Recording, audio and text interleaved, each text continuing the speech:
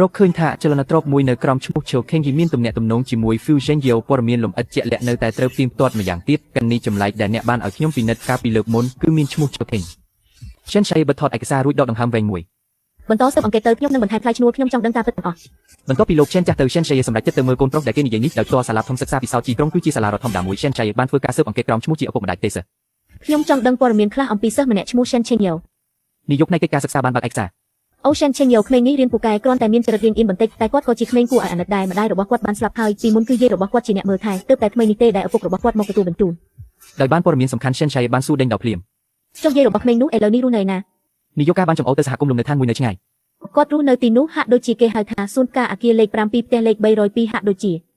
កណ្ដឹងបិទម៉ោងរៀនបានបន្លឺឡើង Shen Shai ឈរនៅមាត់ទ្វារការិយាល័យកិច្ចការសិក្សាមើលឃើញពីចម្ងាយនៅរូបរាងតូចស្គមមួយឈរតែឯងនៅចុងច្រករបៀងសម្លឹងមើលមេឃនៅខាងក្រៅបង្អួចនោះគឺ Shen Shai គាត់មើលទៅស្គមជាងក្នុងរូបថតទៅទៀតក្មេងនៅជុំវិញលេងសាច់ជាក្រុមតូចជាភាពផ្ទុយគ្នាខ្លាំងជាមួយគាត់ Shen Shai មិនបានទៅមុខទេតែបែរជាងាកទៅសួនការវិញនាងបានរកឃើញអគារលេខ7ផ្ទះលេខ302ហើយជិតកណ្ដឹងទ្វារអ្នកបើកទ្វារគឺជាស្ត្រីចំណាស់សក់ស្គមម្នាក់សម្លឹងមើល Shen Shai យ៉ាងប្រុងប្រយ័ត្ន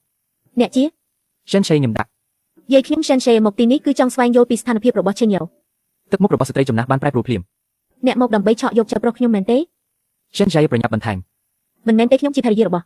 ស្ត្រីបានមើលនាងអ្នកជាប្រពន្ធរបស់គាត់ស្ត្រីចំណាស់នៅស្ងៀមអស់រយៈពេលជាយូរប៉ុន្តែនៅតែបានបើកទ្វារផ្ទះត្រូវបានសម្អាតយ៉ាងស្អាតនៅលើតុតែមានដាក់រូបថតមួយសន្លឹកដែលឈូខេងកំពុងអប Shen Shai ញឹមយ៉ាងរីករាយស្ត្រីចំណាស់បានចាក់ទឹកមួយកែវឲ្យនាងអ្នកដឹងរឿងរបស់ Shen Shai ហើយសិនជីអ៊ុយគាត់មិនបានប្រាប់ខ្ញុំទេគឺខ្ញុំបានឃើញសៀវភៅគ្រួសារស្រាប់តែមានកូនប្រុសម្នាក់ទៀតទើបខ្ញុំដឹងស្ត្រីចំណាស់ញឹមជូរចត់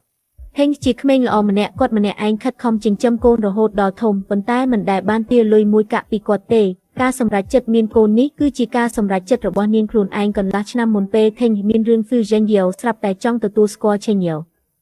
ស្ត្រីចំណាស់ជូតទឹកភ្នែកហើយបន្តនិយាយហេងដើម្បីឲ្យកូនមានលក្ខខណ្ឌសិក្សាល្អប្រសើរក៏នៅតែបានយល់ព្រមនឹងគាត់បានបន្តិចប៉ុណ្ណោះហេងក៏ដោយសារតែទៅទទួល